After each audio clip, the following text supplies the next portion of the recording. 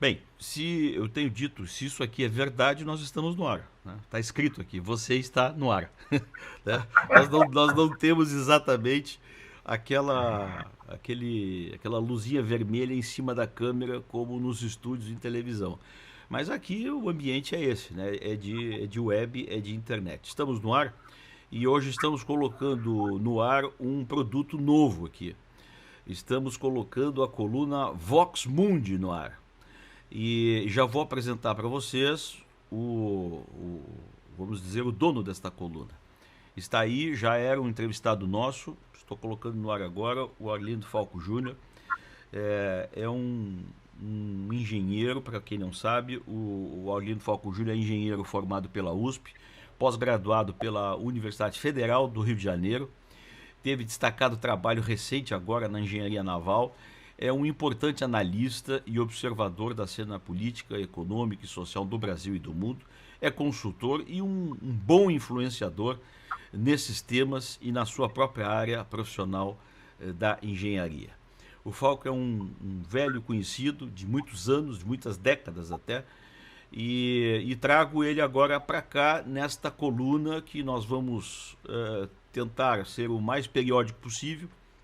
O Vox Mundi, como o próprio nome diz, vai caber praticamente todos os assuntos, né, nacionais e internacionais da conjuntura econômica, enfim, social e política. Vocês vão ver que o negócio não é para qualquer um, é coisa de RW Brasil e é coisa de Arlindo Falco Júnior. Tudo bem, Falco? Prazer tê-lo com a gente aqui na RW Brasil, neste ambiente, agora com nome de coluna e estreando este espaço aqui. Boa noite, Marcelo. Boa noite, ouvintes. É um prazer estar aqui agora, inclusive, com um formato mais definido e com obrigação também, né, sob esse ponto de vista, mais periódica com os ouvintes. Né? Bem, Falco, a gente tinha, claro que isso aqui todo mundo sabe, a gente faz uma pré-pauta antes da gente ir pro ar. Dia desses você me mandou um comentário a respeito do petróleo, que deu uma virada boa em nível mundial. As pessoas mais comuns podem ver até nas bombas de gasolina, o petróleo parece que ficou doido, a gasolina parece que ficou doida, né? E os Estados Unidos mais ainda. Então tem muita gente dizendo coisas por aí, e tu tens uma análise interessante a respeito do petróleo. E não só a partir do resultado do preço do petróleo agora, mas tu já vinhas dizendo isso antes de acontecer essa baixa do petróleo. Aqui mesmo, na RW Brasil, tu chegou a desenhar alguma coisa, e depois eu vou te cobrar outras também, como a Netflix, né? Mas enfim, tu desenhasse um cenário antes dele acontecer.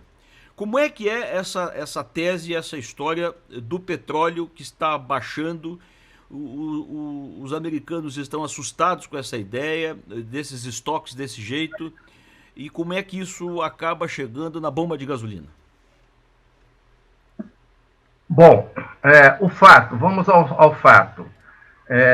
Alguns dias atrás, né, 2 dias atrás, o mercado de futuros do índice do petróleo do Texas deu o petróleo como o preço negativo de $37. Então, não é só que baixou o preço, chegou a um preço negativo. Isso é de mercado futuro, basicamente para contratos estabelecidos para maio, né, que é na hora do fechamento, né, do mês para o outro. Bom, isso é uma coisa que, junto a esse fato, você já tinha um fato anterior, que foi a Arábia Saudita ter inundado o mercado, né, aumentado a sua produção, inundado o mercado com grande volume de recursos de petróleo. Ao ela fazer isso, o preço despencou. E ao preço despencar, né, isso desestabilizou particularmente o petróleo dos Estados Unidos, que é um dos grandes, e às vezes ele pode ser temporariamente até o maior produtor mundial, ele voltou a ter um peso forte na indústria petrolífera, mas só que tem um problema. O petróleo lá, que é com um método chamado de fracking, né, é o shale gas e o shale oil, né, ele funciona com preço acima de $60 o barril. Um preço abaixo de $60, e nós chegamos aí a 30, e agora nós estamos já na casa dos $20 o barril, esse petróleo tem valor negativo. Sim. E essa indústria nos Estados Unidos, ela é bancada, ela é alicerçada e alavancada, e essa é a palavra, pelos bancos. Então, os bancos querem se livrar deste pepino, desse pacote terrível que está na mão deles. Ou seja, eles financiaram uma indústria que dá prejuízo, está dando prejuízo. O Trump vai ter que decidir o que ele faz. Se ele estatiza a indústria de petróleo ou deixa isso quebrar. Esse é o tamanho do pepino dos Estados Unidos. Tá, mas vamos tentar entender, vamos fazer o nosso espectador aqui entender o que quer dizer vamos dizer, este negativo do petróleo. Vamos fazer uma figura de linguagem aqui para. Eu vou na bomba, boto gasolina e o sujeito fica me devendo ainda? Bom, seria ótimo assim, né? Seria ótimo, mas a coisa não é assim. Né? O que quer dizer, então, quando tu fala em negativo? Significa que quem, por exemplo, dá exemplo da China, foi grandemente afetada por isso. Eles tinham contratos futuros de compra de petróleo dos Estados Unidos, porque pelo acordo recente que eles fecharam com os Estados Unidos, uma das questões que eles têm que importar é o petróleo americano, uma parcela dele. Bom, e eles, para fazer isso, eles não chegam lá, o dinheiro, me dá meu petróleo aqui. Você faz o que se chama de contratos futuros. É toda uma engenharia financeira. E esse caso é interessante para saber como é que funciona esse mercado financeiro e como é que ele está com seus problemas. Bom, ela está com títulos de petróleo para vencer em maio. Bom, ela está com título de petróleo para vencer em maio, ela que vai ter que arcar com o custo, ela tem um contrato de petróleo futuro para retirar o petróleo, ela inclusive retira um valor menor do que tem. Então, ou seja, quem detém esses títulos é que tem o prejuízo. Então, quem está tomado, quem está comprado no mercado futuro. Agora, isso é o mercado financeiro. Do ponto de vista da economia real, essa indústria para ou não para. Não? Porque é insustentável uma situação dessa, porque esse que é o principal sinal. Você imagina se quebra a principal parte da indústria petroleífera americana. Nós estamos falando de alguma coisa parecida com 10 milhões de barris de petróleo por dia. Simplesmente isso some de uma noite para o dia.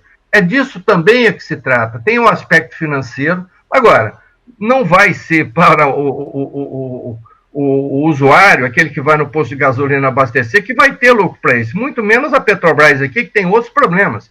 Para nós, o que é o fato no Brasil é que o preço do barril de petróleo, que nós somos exportadores de petróleo, ele vai cair ainda muito mais. Tá? E tem um outro aspecto. Né? Nós estamos falando dos Estados Unidos, mas isso eu guardo para o momento seguinte. Tá, mas e aí vamos adiante no entendimento disso.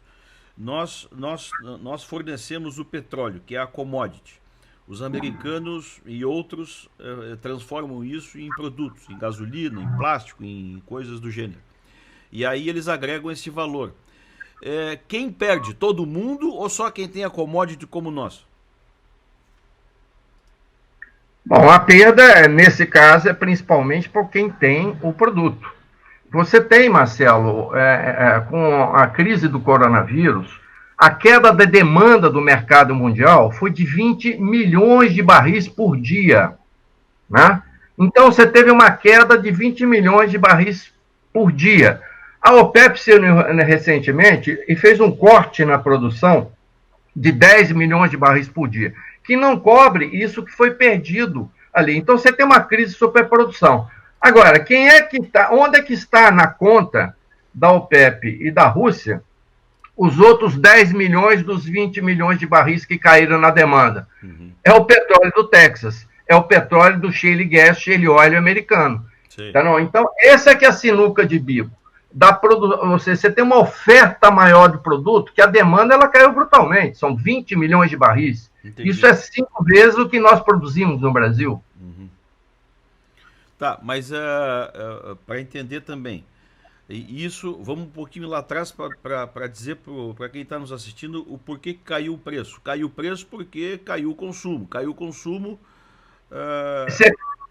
Duas coisas. Você teve o aumento do valor, a oferta de petróleo, porque a Arábia Saudita tinha inundado o mercado com muito petróleo. Tá. Né? Então você tem maior volume com menor a capacidade de absorção dele. E depois, logo depois que a Arábia Saudita fez isso, você teve a queda brutal da demanda. Os aviões estão no chão, a indústria aeronáutica está numa situação difícil, e você tem uma queda, né, por conta das atividades econômicas, e isso impacta muito no consumo de petróleo. Uhum. Né? Então, acho que são as duas coisas combinadas. Agora, o que eu chamo a atenção é que esse problema, particularmente para a economia americana, ele coloca, se o coronavírus já foi produziu um caos na economia mundial, essa disputa pelo preço do barril de petróleo, essa disputa ela é explosiva. É óbvio que os árabes, é óbvio que os russos não vão entregar, ninguém vai entregar petróleo de graça ou pagar para você tirar. Esse é um problema americano. Só que isso vai impactar nas bolsas de valores. E nós vamos ver daqui a pouco, muito pouco tempo, e essa bola está no colo do Trump, né, uma queda nas bolsas por conta disso. Tão ou maior, inclusive, do que teve lá atrás. Você está falando de centenas de bilhões de dólares, que os bancos, tem muito banco metido nisso. Uhum. Então, por isso que a alternativa política, né, e esse segmento, se o governo americano não acudir esse segmento, não investir, ele vai quebrar. E se quebrar, a recessão americana, que já está muito profunda, ela vai adquirir um ar muito mais profundo do que já está. Tá? Entendi. Bom, qual é a saída para isso? Se eu sou brasileiro, duas saídas. Se eu sou brasileiro. 2, se eu sou americano. Bom, se o americano, no momento atual, né, que eles estão, é o país que mais sofre com o coronavírus, os Estados Unidos, né? Então, e essa outra notícia é uma notícia que agrada pouco, né? Você pode diminuir lá, é quase que efetivo, o preço do barril, ele reflete imediatamente na bomba. Aqui, como o Brasil, nós perdemos o controle o Brasil perdeu o controle da BR, que ela foi privatizada. Então, ou seja, mesmo que caia o preço do barril, não significa que o produto vai chegar para o cliente naquilo lá. Quem comprou não vai querer diminuir o preço por conta disso. Sim. Quem faz isso é uma indústria integrada de petróleo. Então, o consumidor brasileiro, ele não vai ser beneficiado em nada com esse corte ali, porque as empresas distribuidoras, elas não vão baixar o preço da gasolina no posto de gasolina. Não vão. Elas vão comprar produto mais barato, mas não vão vender caro. Vão vender do mesmo jeito que estão vendendo antes. Sei. Tá. E aí, o Falco, tu fizeste Bom, claro que com o teu conhecimento, isso não foi uma previsão, tu não tens uma bola de cristal. Isso não foi uma previsão do tempo, né? Isso aí foi uma análise profunda sobre fatos e tu estás isso aqui vai acontecer. E aconteceu. Por quê? Porque isso é ciência. Qual é o próximo passo? Qual é a próxima esquina que nós vamos ter? Diz só para nós aqui. Bom, acho que a grande pergunta do que vai ocorrer depende do que os Estados Unidos vai fazer. A bola está no pé do governo Trump. Se ele vai estatizar a indústria petrolífera, se ele vai assumir a indústria petrolífera, dar um jeito de dar uma sobrevida a ela ou não. Se ele não fizer isso, vai quebrar essa indústria. E o preço do barril de petróleo, ele tende a subir. Tá não? Se quebra a indústria americana, o preço do barril de petróleo, não digo que vai chegar ao que já foi antes, tá não? Mas pelo menos estabilizar no patamar entre 30 e 40 dólares, estabiliza. Tá não? Agora, é uma bomba do tamanho de um bonde para os Estados Unidos. O que eles vão fazer? O que o governo americano, você imagina passar no Congresso Congresso Democrata salvar a indústria petrolífera. Né? O Al Gore, por exemplo, era inimigo da indústria petrolífera. Então, acho que a bola, o que vai acontecer daqui para frente, depende principalmente do que os Estados Unidos vão fazer. Se eles vão salvar a sua produção ou vão deixá-la quebrar. Agora vai ser muito engraçado ver o governo americano estatizando uma petrolífera, né? Aqui privatiza-se e lá estatiza-se. Olha só o paradoxo. Bom, mas tu achas que isso pode acontecer? Olha, em política e do tamanho de que está a crise, como eles já meteram mais de 6 trilhões na economia, trilhão a mais, trilhão a menos, não faz muita diferença. Tá, não? E principalmente porque, se nós estamos discutindo o petróleo, mas na verdade o que realmente preocupa, né, Wall Street, preocupa o próprio Trump, significa o quê? Que vão quebrar bancos com isso. Tá, não? A indústria não vai para o beleléu e os bancos ficam de pé. Vai quebrar muito banco nos Estados Unidos em cima disso. Então, eu acho que alguma coisa eles vão ter que fazer. Tá, não? Eles não vão ficar de mão atada, tá, não? Seguindo o que eles fizeram de intervenção recentemente. Meteram 2 trilhões na economia para salvar uma série de empresas. Salvar a Boeing e outras. Agora, não vão fazer isso com a indústria petrolífera? Eu acho que a tendência do Trump é fazer isso. Como e de que maneira ele vai fazer? Bom, aí são as questões que estão aí para ver o que ele vai fazer. E qual é o tamanho da intervenção dele.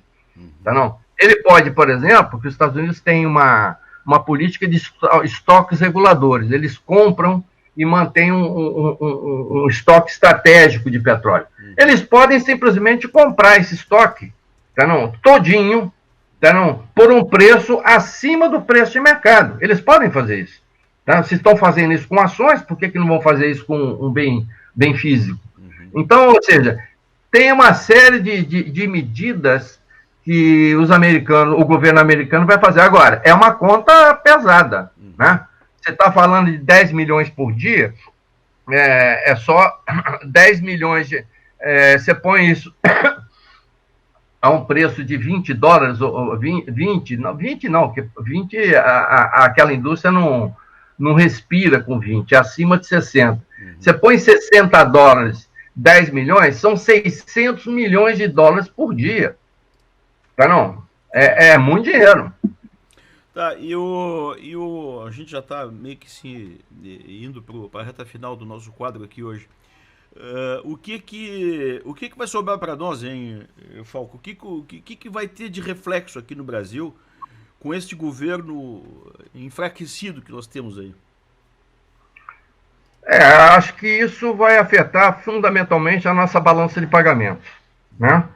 Porque a exportação de petróleo, nossa, ela garante uma parcela grande e ela contribui com a nossa pauta de exportações e com isso, com o nosso saldo na balança comercial.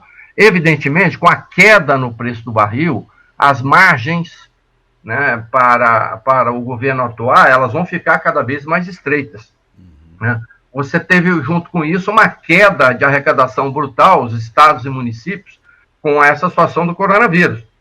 Você junta agora com a queda do preço do barril de petróleo, aí em Santa Catarina, acho que não sei, talvez tenha algum município que receba royalties, mas aqui no Rio de Janeiro tem vários, em São Paulo também. Esses municípios vão ver sua arrecadação sumir, não só por conta do petróleo, mas também pela queda do comércio, da indústria, de tudo. Então, ou seja, você tem uma queda da arrecadação. Né? Então, muitos municípios, nesses próximos 2 meses, não vão ter dinheiro para pagar os funcionários do seu município. Então, os estados também. Só para recuperar essa informação aí, Santa Catarina, neste momento, não tem royalty de petróleo, mas isso é uma briga de mais de 30 anos que Santa Catarina briga com o Paraná nos royalties, porque até hoje não se definiu exatamente o limite de terras de marinhas entre Paraná e Santa Catarina.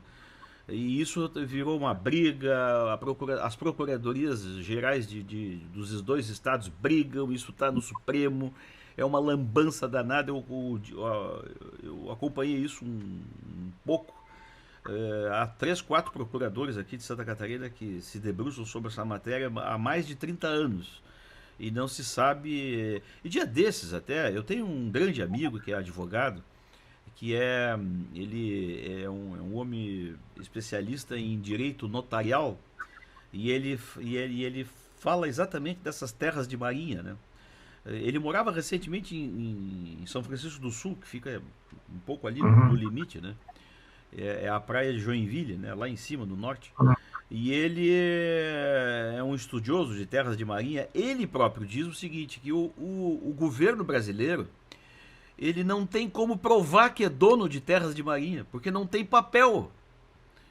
Quem é dono vai no cartório e está lá o... Né? Marcelo, essa é uma conversa longa, eu conheço bem esse assunto. Existe mapeamento já. Ali, mas essa é uma outra história. Não é mais nem terra de marinha, é terra da União. Mas a terra de... a terra de União tem... Não, mas antigamente era de marinha, hoje é da União, quer dizer, há muito tempo. Mas bom, se tu conhece o assunto, tu sabe que tem gente aí que anda vendendo âncora. Tem que dividir dinheiro, sempre tem confusão. Né? Dinheiro sempre tem confusão. O Falco, para encerrar o nosso papo de hoje, a gente vai falar mais aqui ao longo dos tempos, mas o que tu estás achando aí dessa... Ontem o governo lançou um projeto pró-Brasil, que o pessoal estava chamando de Plano Marshall. É um negócio engraçadíssimo dizer isso, né? Mas é o plano pró-Brasil, e no dia do lançamento, na coletiva de ontem do lançamento, não estava o ministro da Fazenda. Eu acho que ele não ficou sabendo desse lançamento. O que tu tá achando dessa... Para fazer 3 ou 4 frases aí, deste momento brasileiro, esse recorte brasileiro aí, que até o Moro parece que tá balançando no dia de hoje. Bom, primeiro que eu acho que a gente tem que se fixar um pouco no que publica o Diário Oficial. Já há algum tempo, ou pelo menos há mais de 2 semanas, né, que foi criado um conselho coordenado pelo o general Braga Neto para fazer um plano de investimento no país. Então, isso foi assinado, isso é um decreto já assinado. Eles foram agora falar o que eles pretendem fazer, né? Investir estão falando em 300 bilhões, não sei de onde é que querem tirar esse dinheiro, a não ser que tire dinheiro de tudo quanto é lugar para botar nisso, porque 300 bilhões não é também pouco dinheiro assim, né? E também ver se estão contando com o investimento da Petrobras nesses 300 bilhões, aí precisa detalhar, ver o que eles querem. Mas eu vejo isso como uma iniciativa quase que de sobrevivência do país, entendeu? Porque realmente você tem o país, e o governo também vive essa divisão, entre aqueles que querem vender tudo, que o Guedes está nessa, e o governo tentando se salvar, né? Então, acho que esse é o problema, e hoje aí o Moro já está pedindo o boné para ir embora, entendeu? Talvez não demore muito para o Guedes fazer a mesma coisa. Pô, mas aí nós vamos ficar com quem, hein? Quem é que vem pela frente, hein? Mais generais? O filho de... Os filhos vão tomar o poder? O que vai acontecer, hein, Falco? Se é que dá para dizer alguma coisa? Bom, sempre tem alguém para ocupar uma cadeira quando outra fica vazia, quando alguma fica vazia. Isso daí, esse não é um problema. Então, o mais difícil é alguém que está sentado, que geralmente passa super bonde na cadeira, então, é conseguir ser tirado de lá. Agora, depois que sai, aparece um monte de gente para ser candidato. Agora, o rumo que querem chegar, né, que não vejo uma diferença essencial em termos assim da mudança, por exemplo, na questão das privatizações. Eu não vejo essa visão. Eu não vejo um fortalecimento do papel do Estado nesse processo. Aí tem que ver essa questão de obra. Porque muitas vezes, quando se fala de um programa desse, for obra civil, por exemplo, você tem que fazer licitação, você tem que, enfim, envolver uma série de coisas que não é uma empresa que já está ali, que você injeta dinheiro e já sai produzindo. Sim. Né? Então, é uma coisa para saber como é que vai fazer. Agora, que sem sombra de dúvida, deixou o Guedes numa saia justa, deixou. Então tá. Ô Falco, já estamos encostando nos 30 minutos aqui, era mais ou menos esse o nosso teto. Eu quero agradecer muito aí a tua atenção com a gente, e este Vox Mundi volta o quê? Semanal? 2 vezes por semana? O que tu achas, hein? Bom, na medida você que decide, editor. Na medida da necessidade. Né? O problema, sabe qual é? Que depois eu vou ficar te devendo muito. a reclamatória trabalhista vai ser muito grande. Você o dia que eu for a Florianópolis, depois disso, você me paga numa lagosta, daquela lá que eu sei. A lagosta para te servir, lembra disso? Não, lembro. Então, precisa abrir o negócio aqui, porque tá tudo fechado. Mas tá tudo fechado. Então tá. Tá bom, então, Falco. Foi um prazer essa. Não vou dizer a inauguração do nosso papo, porque a gente já tinha feito isso numa entrevista, mas a coluna Vox Mundi está aberta e a qualquer momento nós podemos voltar para falar de um bom assunto, da conjuntura mundial, do Brasil, da política e da economia e dessa nossa sociedade, desta bolinha chamada Terra. Obrigado, Falcon. Um abraço. Um abraço, boa noite, Marcelo, boa noite, ouvintes, e até a próxima. Aí, este foi o Arlindo Falco Júnior, que estará sempre por aqui você sempre vai encontrá-lo, e nós agora vamos criar uma página dentro da RDA Brasil, do Vox Mundi, e lá estarão todos os nossos papos aqui colecionados. O pessoal chama agora de podcast, né? A novidade agora é podcast, mas é o velho áudio do rádio que está agora, vai ficar aqui dentro como todos os demais. Nós temos mais de 1.700 entrevistas aqui no On Demand do canal do YouTube da RDA Brasil, e agora soma-se o Vox Mundi do Falco, que vai ficar também todos os programas que a gente faz aqui. O pessoal que navega na RDA Brasil sabe disso. Todos os programas que a gente faz aqui ficam colecionados depois para assistir a qualquer tempo no canal do YouTube e na própria rdabrasil.net. Este é mais um. E em um próximo momento aí a gente pode trazer mais um ao vivo, inédito, Vox Mundi aqui pela RDA Brasil. Muito obrigado a todos. Até a próxima.